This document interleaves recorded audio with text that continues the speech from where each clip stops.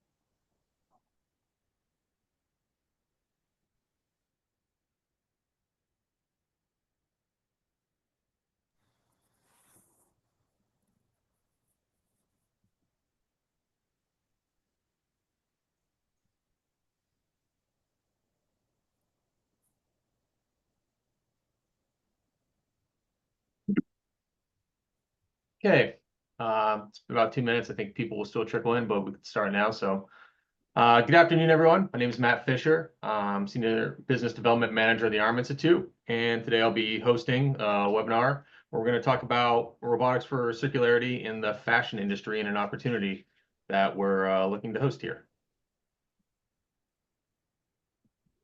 All right, so for today's presentation, a couple things. I'll go over the background of the situation and the partners we have, touch on their goals. Then I'll go into the current operations that we see for what we're looking for possible submissions and solutions for. And we'll talk about some details about the white paper submission. What you'll see today is a lot of what was attached to the webinar notice. That PDF that was kind of a background explainer of the situation and this opportunity. So a lot of that is just kind of restating that. Questions there, if you have any questions, we will answer them at the end. Please just type them into the Q&A, and we'll address them all at the end as we go along. All right, so first up, some brief introductions. Like I said, Matt Fischer. Been with the Arm Institute for about 7 years now, Senior Business Development Manager for a little over 2 of those years, and really started leading this opportunity after meeting Mr. Scott Kuhlman, who I'll let him do an introduction here, about a year ago. So this has been a little bit over a year in development, and he connected me in the Arm Institute to David Wright at Tapestry. So with that, Scott, if you'd like to give a brief introduction. Sure. Thanks, Matt. So been a pleasure to work with the Arm, and at ReCircled, we're finding solutions around circularity. A lot of it's around recycling and disassembly. Today we are 100% manual, and obviously we're looking for solutions to add either semi-automation or full automation at some point in time. So thank you, and thanks for the opportunity. Thanks, Scott. And David. Perfect. Yes. Hi, everybody, and good afternoon. My name's David Wright, and I'm with Tapestry. For those that don't know Tapestry, we're the parent company of brands Stuart Weitzman and Kate Spade, and we're on the call here today to talk about our end-of-life product. So when a component comes to end of life, we try to preserve as much as possible and find solutions around circularity that Scott was talking about. And finding solutions for products if we can disassemble and reuse, creating that circular platform. So excited to be part of the call today. Nice to meet you all. Thanks, David. And as David mentioned, I've got some Tapestry stats up here. Really 2 major brands that they're focused on. David's team is focused on Coach and Kate Spade, like you mentioned. And what we'll get into here, Coach specifically, but through the Coachtopia brand, we'll talk about them a little bit. And handbags. Handbags and just general bags, backpacks. We'll talk a little bit more of the details of those, but anything, I think any sort of improvement for the circularity is something we're willing to discuss, but that'll be the main focus that we address today. All right, Scott, if you want to talk a little bit more just about ReCircled and some of your some of the initiatives you have going on, and obviously for this we're talking about working with Coach and fashion, but you guys at ReCircled do more than just fashion, right? You're in a lot of other textile and apparel industries. Yeah, exactly, Matt. So David mentioned this word circularity, which is kind of a broad term, but it's more around end-of-life products where, in this case, a handbag or a shoe, a customer or consumer is done with it. What do we do with it? How do we keep it out of the landfill? And there's many ways to do that. So one is cleaning and repair and reselling, which we do. To do that, there's an initiative within the fashion industry to build what are called take-back programs, so that as a consumer, rather than throwing it in the trash can, you'll actually give it back to the brand or the retailer who you bought it from, and then they will take the appropriate path to keeping it out of the landfill. So it could be cleaning and repair. And for instance, David may mention that Coach has an incredible in-house repair program called Reloved that they do. They were one of the pioneers within that. But the good majority of what we have to do is around recycling. Up until this point, there's been not a lot of effort put into it. And as David mentioned, we've got to find ways to to disassemble items, get them into components, and fashion and footwear and handbags are no different than any other recycling. We've got to find ways to get components into their purest form. And then if we can do that, we found incredible ways and things to do with it. The other thing that we do internally, we've built our own internal platform around data collection. A lot of what we've done to this point, we've done off the seat of our pants. We have no idea if what we're doing is correct from both an environmental point of view as a financial point of view. So at the moment, we're just collecting huge amounts of data on waste and time and weights and all these types of things. So it's pretty broad, but when you see it, it all starts to make sense when it comes together. Yeah, I mean, Matt and Scott, I could just talk a little bit more about what we were talking about the Reload program. So obviously, as a consumer-facing brand, when the customers have an issue with the product, they can bring their handbag back to us, where we will evaluate it into different categories. So if it's a product that we can repair, we can send it back to the consumer after a nominal fee. If the customer doesn't want the product back, we obviously give them a gift certificate of some degree, and then we can actually take the bag and we can edit the bag, put a patch on it and get it back into life, because that's the best use of a product rather than generate a brand new product. We know the greenhouse gas emission numbers, and then from the environmental standpoint, this is really positive. And then some of the bags that we get back, we can actually use that material for doing repairs on the bags that we're going to put back in. But at some point, the bag can't be used. And that's when we send those products back into Scott, because we believe that we don't want to send product to landfill. So therefore, finding solutions on these waste materials, like Scott's saying, if we can create a disassembly program, an effective one and cost-effective one, we can reuse hardware components. We can reuse some of the other materials. And that's why we're excited to be in this kind of conversation today. Yeah, thanks, David.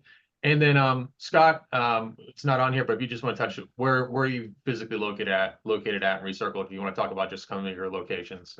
Yeah, so we've got a giant building in the middle of the country in Sidney, Nebraska. If you guys, anybody on the call knows Cabela's, it was their old hometown, and the buildings we're in are actually theirs, their old distribution center. So it's convenient for the moment.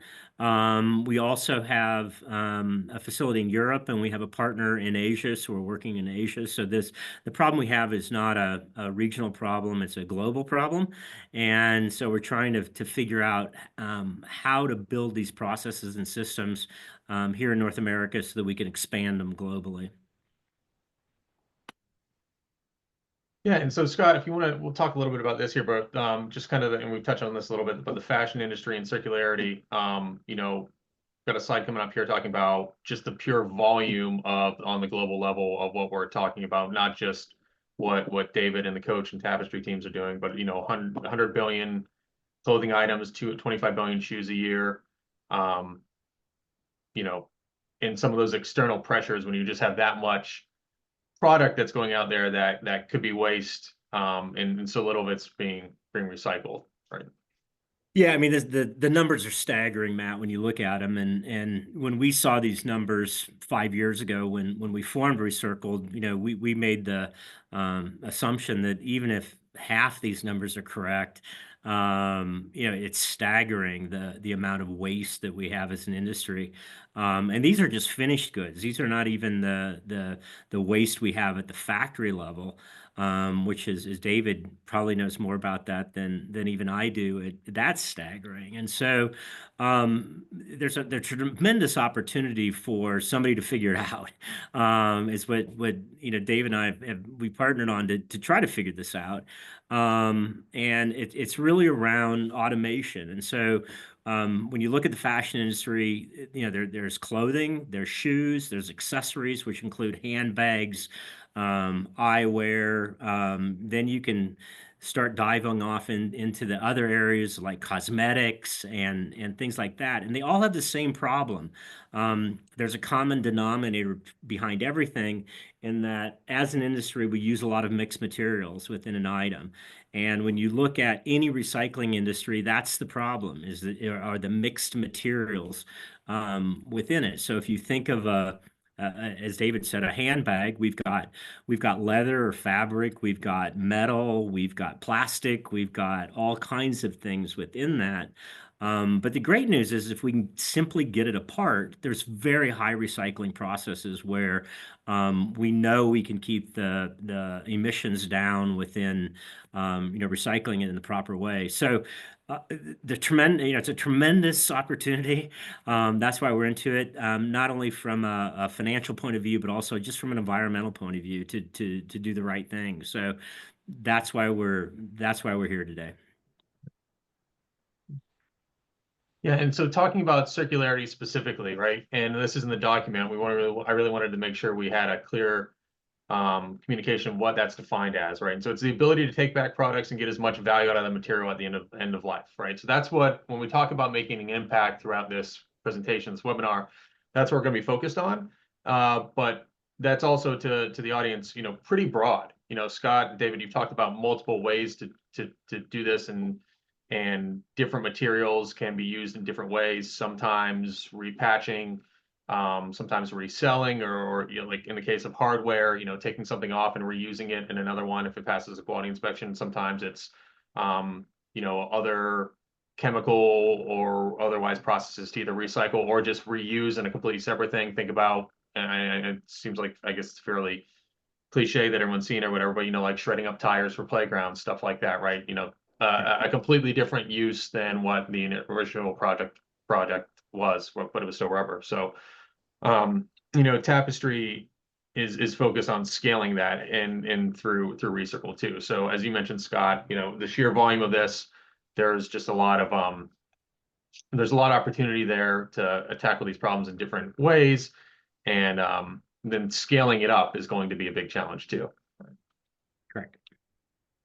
So moving on to the goals for optimizing circularity, how we're measuring that circularity that we've defined. So Coachtopia, 2 primary factors: time to disassemble and the value of the harvested materials. And then we've got some, factors that can increase that value. So reusing as much as you can. That should be something that solutions focused on. So what I've broken up here is we've got Coachtopia's metrics and ReCircled's metrics. They overlap and align in a lot of cases, but they're slightly different in some others. So just wanted to really highlight the two. For both, reduction of labor costs includes take back and disassembly. How fast can you disassemble something? How fast can you sort? How fast can you classify either a whole product or some of the disassembled subcomponents, which may be kind of in shambles or various states of disrepair or tearing or whatever. Increasing the percentage of higher value material per unit, and then maximizing the preparation of disassembled byproduct for follow-on processing, so that whatever that final state's going to be, there's probably some step once it's been, we'll use the term harvested a lot, pulled out, harvested, for that final processing, right?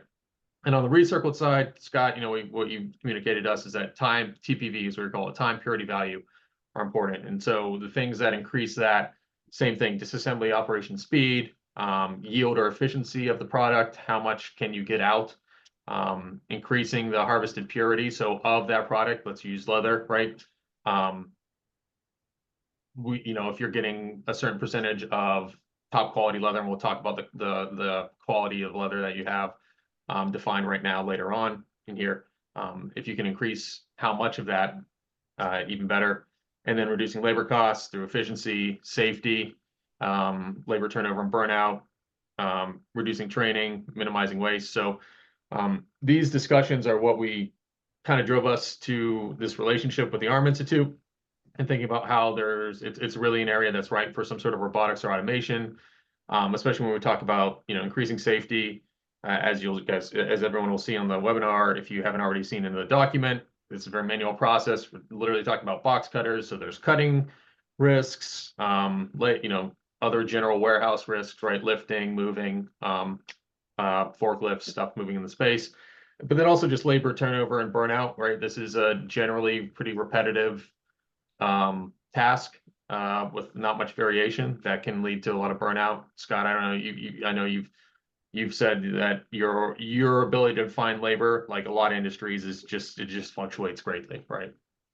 Yeah, it's I mean, I don't think probably everybody on this call knows what it is. And so, as you said, this is a repetitive industry, and it's an entry-level job. And again, we're trying to reduce costs. And so, it's very, very, very hard to do. And then plus, if we have to continue to train and expand it to scale it, we just don't see this happening without automation. So now we'll discuss some of the current operations. So this is really a step-by-step breakdown of what happens at the ReCircled facility when you process a take back of a couple components. We'll mostly focus on handbags, but you'll see some pictures on here too. They do a lot of footwear and shoes as well, right? And some of the pictures that you see are on this slide are examples of the disassembly of some components along the way. You can see shoes, it's insoles, it's shoelaces, and what might be in some slides but isn't on this picture too is even the packaging that it comes in is something that you look at as well too, Scott. So cardboard, things like cardboard inserts into shoes or any sort of bags also in play. Yeah, it's amazing, Matt. Over 4 years now, 20% of what we've collected and harvested is packaging. So it's a huge amount. And sometimes we do forget about that. Yeah. All right, so start to finish from disassembly, you've got 5 major steps. You receive, classify, and sort. Then you transfer to the actual station, the actual disassembly and harvesting of the materials. There's a sorting stage after that, and then a post-processing staging after that, which is really when you're getting it ready to move on to the next outside of the ReCircled operation. And so for this, and for any solution, we really want to focus on coach products, mostly handbags, purses, backpacks. You see that picture right there. That was just when we visited the facility, just reaching into one of the Gaylord cardboard boxes, which is a 4x4 cube, essentially, to give an example of the complete variety of what Scott and the team at ReCircled would get, both in size, shape, color, material. A lot more variety in that, but just to put it on display. I think, Matt, that picture shows the challenge as well that Scott faces. You've got so many bags with different construction type methods, and the components are not always in the same place. So you've got different types of hardware buckles, different locations. Sometimes you'll have mag straps, all that complexity. And even you see there's really small bags too. So that is part of the challenge when you think about how to classify and to disassemble. Yeah, leather, denim, printed, not printed, whatever, brass, metal, magnetic, not magnetic, size, right? It's all different. And that's why it is such a challenge. Okay, move. There we go. All right, so the first stage, receiving, classifying, and sorting. So products it's just received via a truck. Scott can tell you about this. There's not much warning a lot of time where the material comes from. what it is, any sort of aspect of SKUs, quantity, quality, from which partner, or when it will arrive. You normally, I think, Scott, you said a lot of times you just kind of get a knock at the door and someone says, here's, and as you can see in the picture, right, sometimes it's in boxes, sometimes it's in bags, sometimes entire Gaylord, right, the packaging varies as well. I think you said the items are generally lightly used or undamaged, sometimes completely new, but sometimes it's a take back forever when they're pretty heavily used, right? But again, whole spectrum of condition of each item as well. And so then at the ReCircled team, what you'll do first is you weigh it manually, and you just weigh it in that gross shape, right? That box, that whatever packaging it came in, manually open it, and then do some sort of hand sorting, usually I believe by product type. And you see that picture there. There's a worker who is opening the boxes manually with a box cutter or that soft packaging, and then sorting into a Gaylord. So that's the first step. Then the transfer to this assembly station. So normally the transfer occurs either using a forklift or a pallet jack, not very far at this stage of your operation, Scott. I don't know if you plan on kind of changing that or not, but we're talking less than 50 yards, so we're not going a huge distance. Just an estimate of roughly the scale. Again, about 150 handbags per Gaylord. And Scott, correct me if I'm wrong, will you, on the ReCircled team, do you collect like a full Gaylord before you start disassembling, or is it as they come in, you just kind of move them over? Most of the time, because we do work with multi brands, obviously the Coach and their brands are our top brands that we work with, and they have a tremendous desire to help us figure this out. So yeah, we get as you said, we get product really in three different ways. One are from these take back program where it's an individual item that actually came directly from the consumer, and you could see that in that previous slide. We also get them from stores. So stores collect product. Typically, it's a bigger box where there'll be multiple units inside. And then we'll also get them from distribution centers where typically they come in these big Gaylords like that. So the big Gaylords will, they're full, they move right into disassembly. If they come from stores or individual consumers, at our receiving station, we have a Gaylord, for the brand, and the individual items just go in there, and when the Gaylord's full, then it moves. So couple of different ways to do it. Just because that's how we can do it now, it doesn't mean that's necessarily the future. And again, in this picture, as you can see, that's a Gaylord full of Coach bags. Maybe some other bags too. Looks like it's mostly Coach, but again, just to highlight, that one actually looks like you do see a couple of the same SKUs. So there's a little bit of the same there, but also a huge variety. The picture below shows like what one of the disassembly station looks like, and then, again, just the amount of product that are there. That would be the sorted product into the Gaylord afterwards.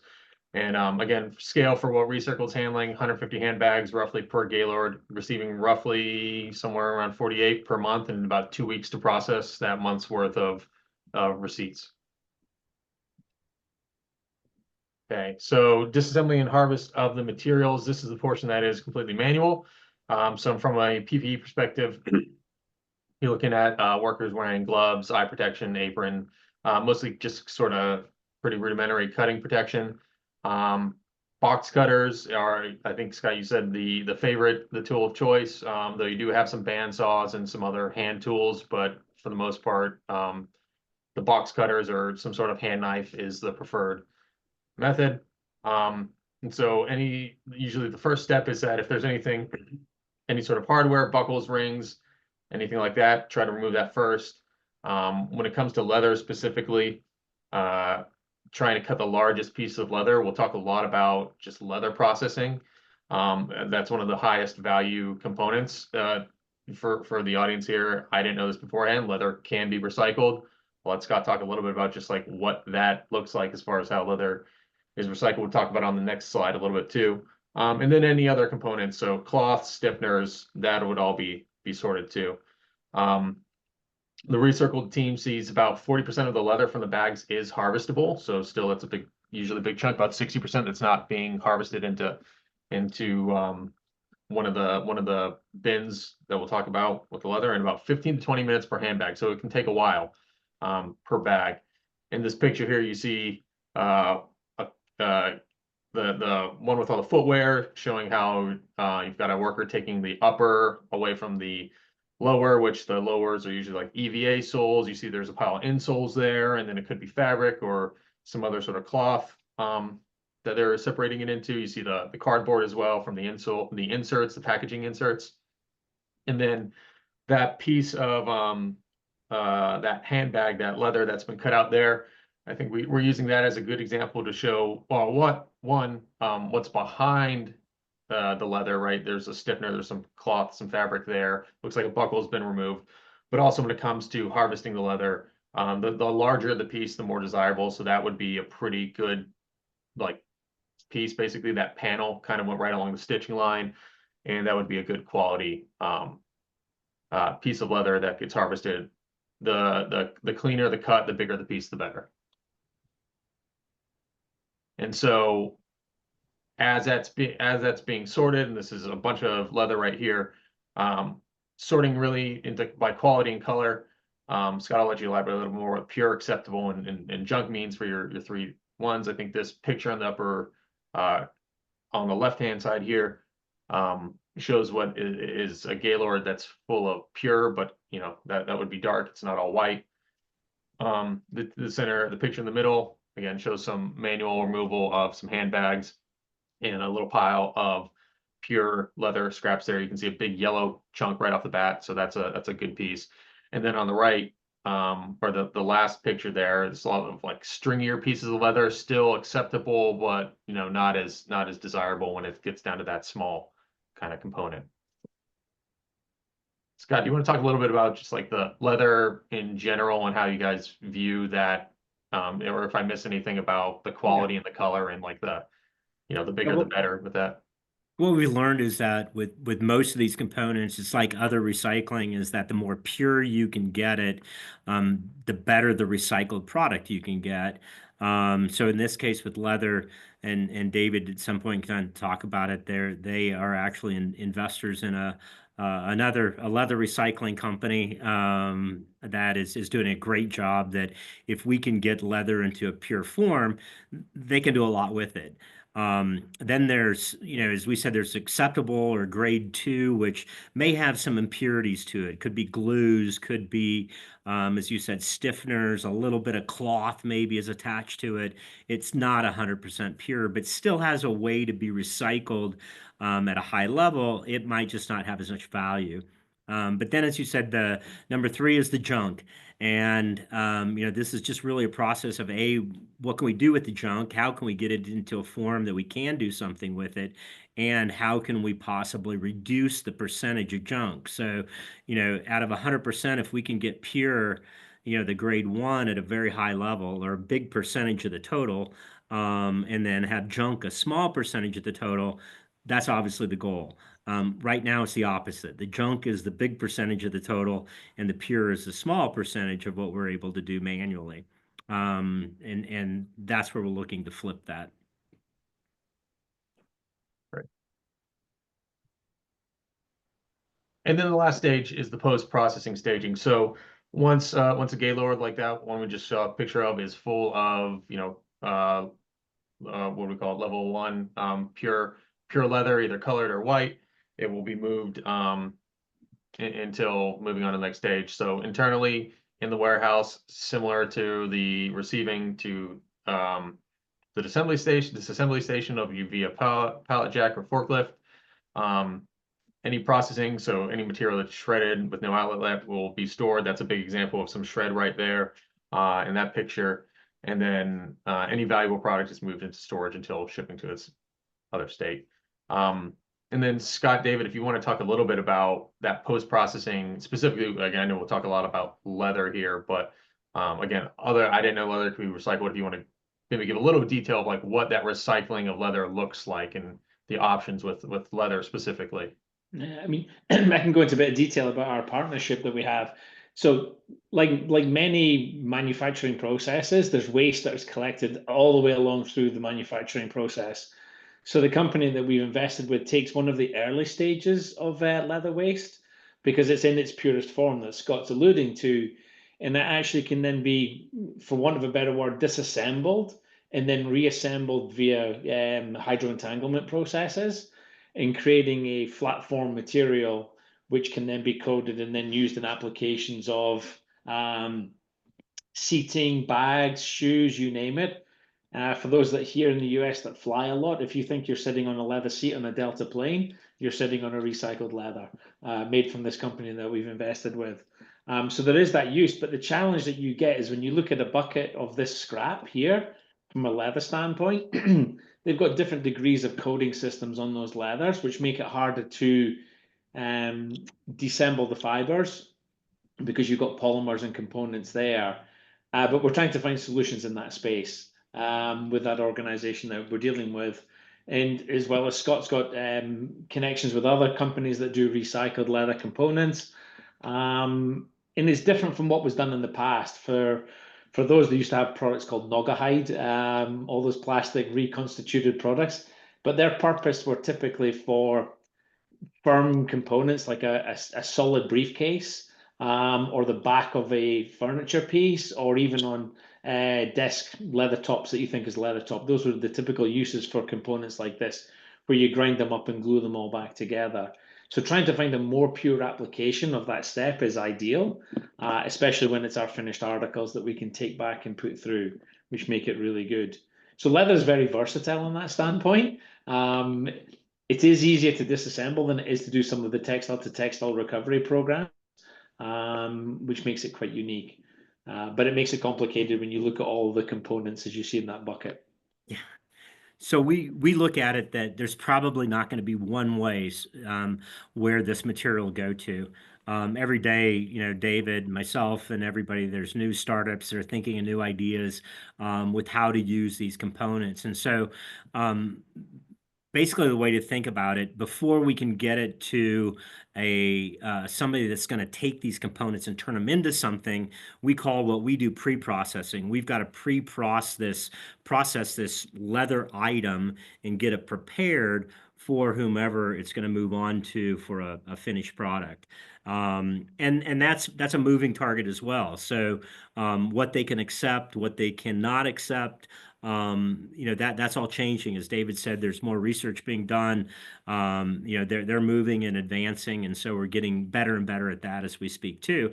But step number one is we just have to get it apart, and we have to get it into this big Gaylord. Now, this Gaylord is a mess right now because there's, as David said, there's so many different components with different coatings, etc. The more pure we could make that box, that right there, the higher the value of it, both environmentally and financially, that we can do with it. So even this box has come a long ways from 4 or 5 years ago, but we need to advance it much quicker, you know, with automation. I think just, you know, for the audience, it's probably important to know that when you look at the cost of a handbag, of a leather handbag, for example, the leather component in that handbag can be as much as 56 to 65% of the cost of that bag from the material. So that's why when you talk about high value product, it literally is the highest value component that's in there. Behind that, you're going to have your, if you've got significant hardware, that would be the second part, and then labor would be the balance of it. So if you can find uses for it and reusing of it is ideal. All right, so we've gone over kind of the, you know, the goals, what factors affect those goals, and what the current state of operation is. So now we'll talk a little bit about the opportunity that, you know, the ARM Institute, we're working with Tapestry and ReCircled here to present, which is, you know, a white paper submission. So what we're looking for is really at this point concepts or solutions to help achieve any of these goals. I'm going to emphasize again, but the emphasis should be on impact for these solutions. One of the challenges that we've discussed, like Scott and I have discussed, is that there's so little done in this space in terms of robotics and automation.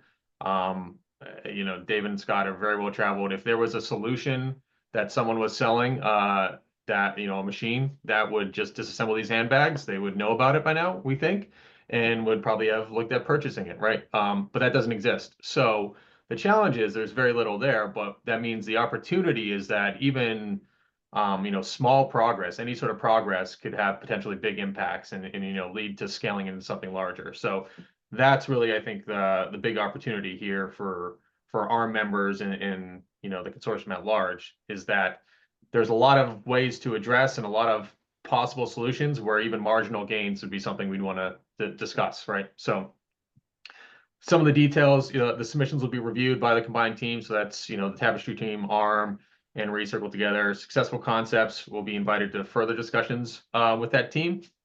Like I mentioned there, kind of touched on, all aspects of the process is addressed, and everything you've seen so far in this presentation are fair game for solutions. So we're willing to hear anything, really creative solutions. That's why we want to reach out to the ARM consortium, especially people who would take a fresh look at this, knowing very little, at least before this, or to nothing before this webinar, about the fashion industry and the handbags and the recycling. There's no limit to how many solutions the team will consider. There's no limit on submissions by members. So if your organization or your team has 4 or 5 ideas and you want to throw 4 or 5 ideas at us, we'll consider them all. And also the teams, the submitters do not have to be a team. So a lot of ARM projects, this is very different than any other. This is really kind of the first time we've done something like this at the ARM Institute. Like, you do not have to be a team. It can be an individual organization. It can absolutely be a team as well. So we'll leave that open,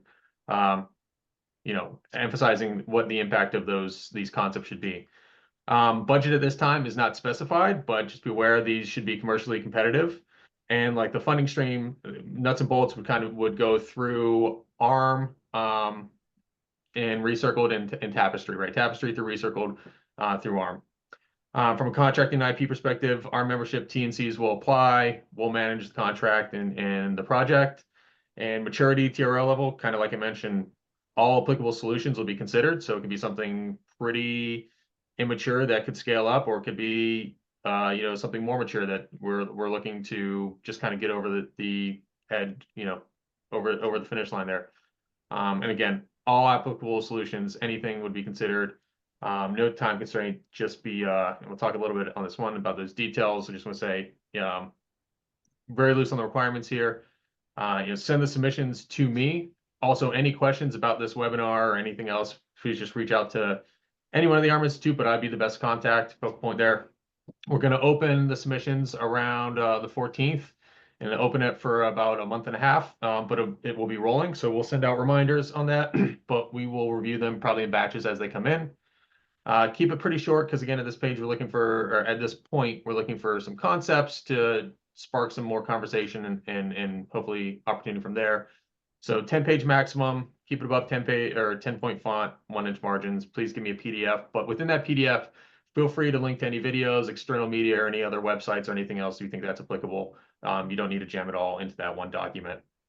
And then from the actual requirements of the proposal, again, emphasis on impact and really be specific about the challenge you're addressing and the tie into the team goals. So I think we really want to see is that by putting this solution in or doing this, we think that we could address the purity aspect or increase the yield, right? One of those goals to that circularity slide.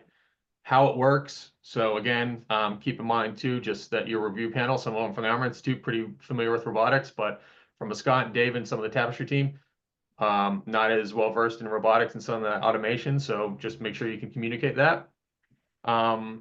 Anyone on that team, the team members and responsibilities, if it's a team of multiple organizations at a high level, what each team would be responsible for and what they're doing. And then again, no budget limit on this right now, but give us your rough order of budget and timeline, and you can put it out in phases.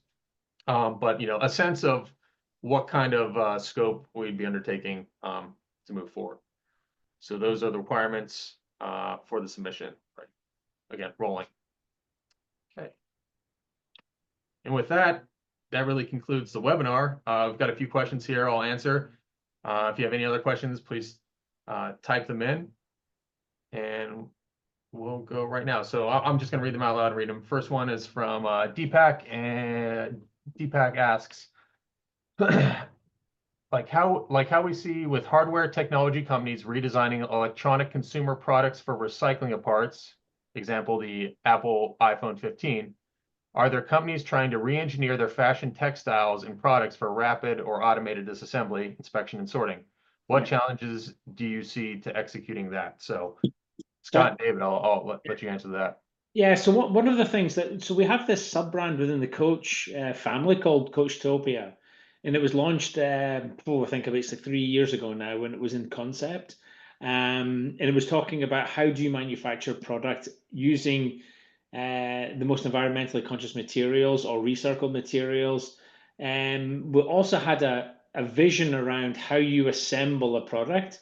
So assemble with an understanding to be able to be deassembled for take apart programs. So in the past, we could have used hardware with rivets to actually secure the hardware, but now we're using screws, for example, which have a unique screwdriver attachment, which allows the consumer to take like if they have a failed hardware component piece, we can send them a new hardware piece and they can change that product back in.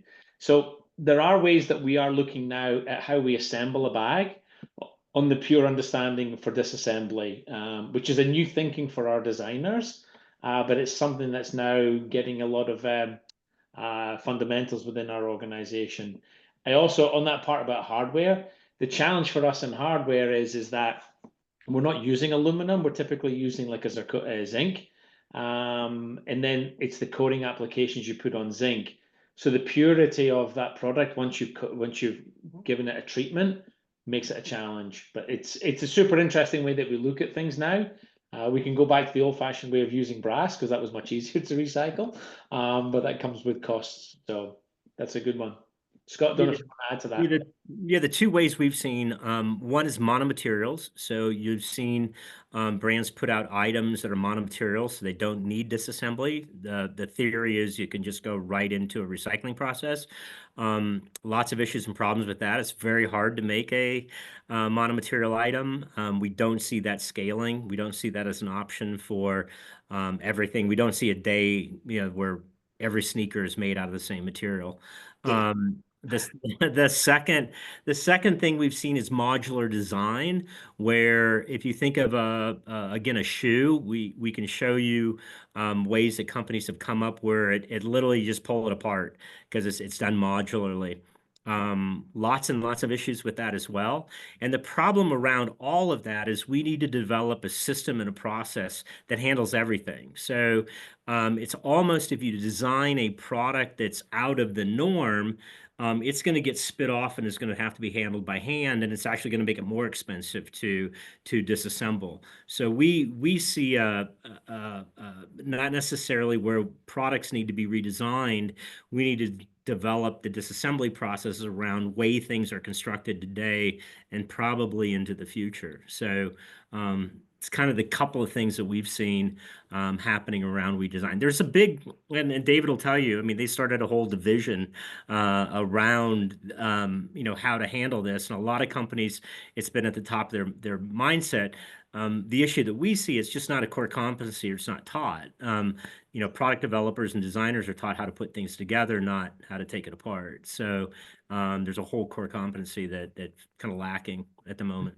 The other thing I see too, Scott, and I think we've kind of talked about this, like, so this comes up a lot of, things are designed to be assembled by humans. So can you redesign it to assemble by robotics or some sort of automation system?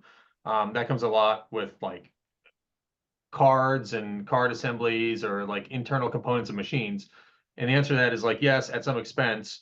But where this is very different is that a lot of times when you see some of those manufacturing components, it's still the internals, right? It's like that's not the aesthetic. This is fashion too, right? So even if you could design something to be optimized for,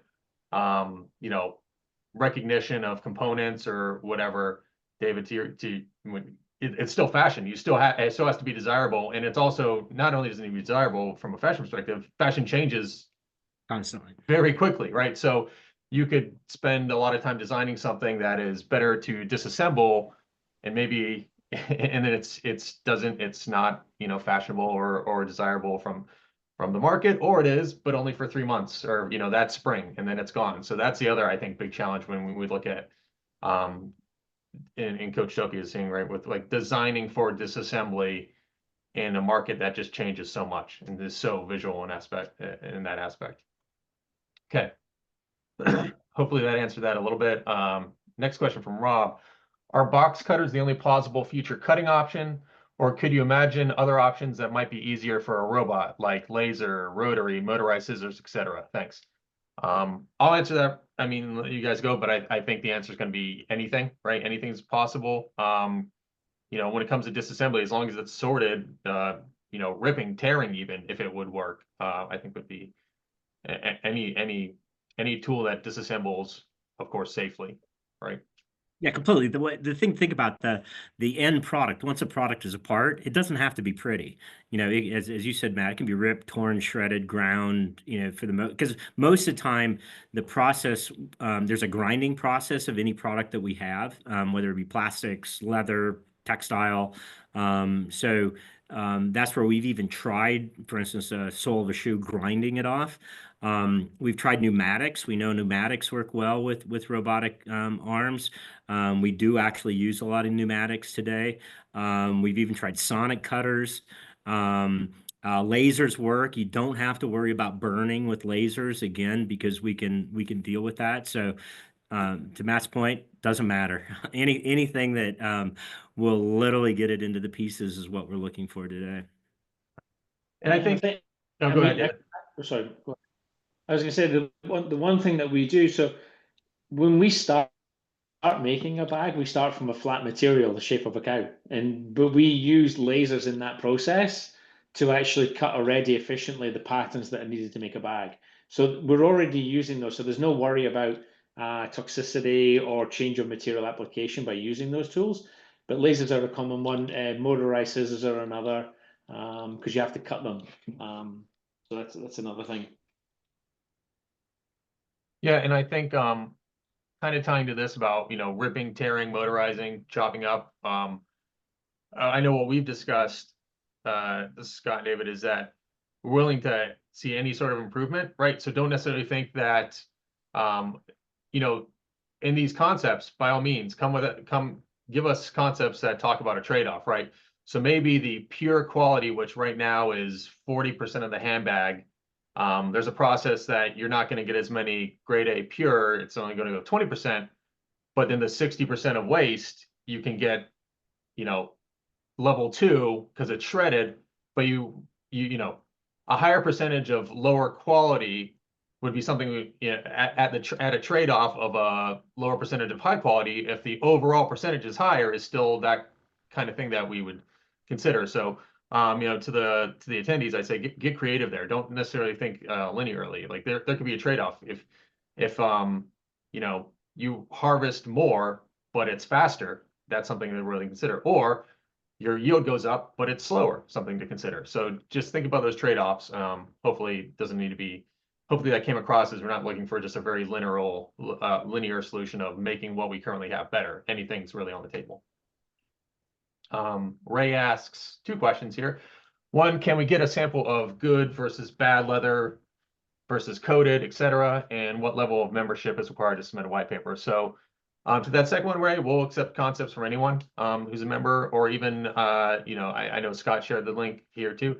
Non-members, I think at the point of awarding a project, you'd have to be a member, but please share this with other non-members or organizations you might know as well. We'll have that conversation. Reach out to me.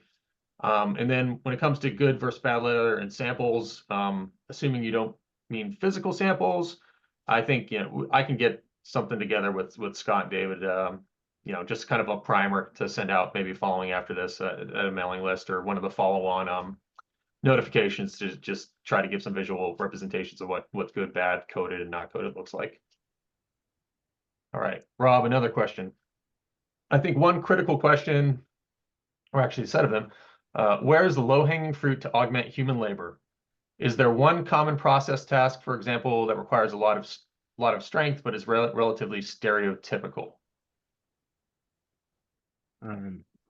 Yeah, I mean, I could probably answer that. So the stereotypical one is we have workers standing all day. We've tried, having them sit and things like that. So it's a barrier right now because when you have to stand all day, that becomes an issue like any factory. Um, what we found though, typically, I mean, we do things like ski helmets and bike helmets and things like that, which are a little tougher, obviously harder things. But most of what we deal with is fashion. So think of clothing, handbags, shoes. They're soft materials. They're not hard. They're not heavy. So it's not gender driven at all.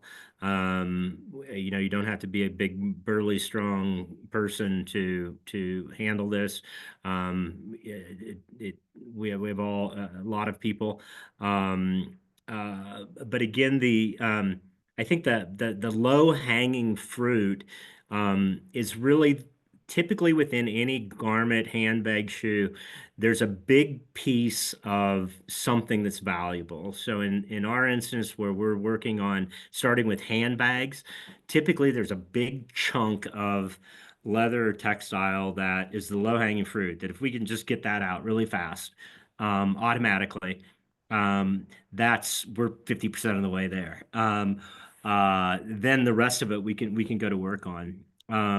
I think that's the easiest part of it at the moment. Hopefully that answers the question. I mean, I think, Scott, that lays into that part where it's like there's different solutions for different sizes of the material. So it's not all going to necessarily follow one path after we've disassembled. So the smaller components can go into the recycling component piece, but the larger pieces, I mean, as part of our Coachtopia collection, we're doing a collection of bags now that once we've manufactured the bag for the retail part of the business, that scrap that's left, the bigger pieces are then being cut into like patchwork to be used on what we call an alter ego bag. So it minimizes the amount of waste we're generating in that stage. So there is an appetite for consumers to actually take patchwork components, which those larger pieces that Scott's alluding to can go back into straight the manufacturing of it. So getting that part off has probably got the highest value to what Scott says. And even if we don't make patchwork, if it's big enough, because some of these bags are quite large, we can repurpose those materials into another full shell bag component. But the segregation piece would be coordinating the colors, because in any given collection, I may have 90 different colored leathers. So Scott's bucket of product coming in can vary quite a lot. And then, Scott, we talk about augmenting human labor, kind of in the vein of that, and also like the trade-off discussion. I didn't put it in here on a slide. I should have. When we talk about things can go slower, especially if it's more efficient, or slower because it runs longer. Can you talk about just briefly like the shifts you're running right now at ReCircled, right? Yeah, we currently only run one shift, an 8-hour day is all that we run. But again, we've got a couple of disadvantages. One, we're in a very small town, a small area, so our pool to pull from is very small. And we have, and again, I don't think we're like anybody else. We typically have a 20+% no-show rate every single day. So when you're dealing with those kinds of things, and you're trying to achieve this, and as we get to a point now, the good news is there's no sense of urgency to get a bag done, because there's not necessarily timelines. But soon there will be. So when David tells us, hey, we need these pieces to make 5,000 handbags, we're going to have enough material for them. So all of a sudden we're going to have deadlines we're going to have to hit. And so the idea of having robotics run 24 hours, or an automation of some kind running 24 hours a day, that might run a little slower than a human, the output is going to be higher. So the other thing that we see is that this process is not going to take place in just one spot in the US. We see that there's going to be many of these buildings scattered all around the US. So there'll be smaller facilities, but more of them, because transportation is one of the big problems with what we do. It's very costly. And so we look to be placing these buildings where they're at. So if we can place X number of robots all around that we don't have to spend days and weeks training on what to harvest, and then they leave after 2 or 3 days.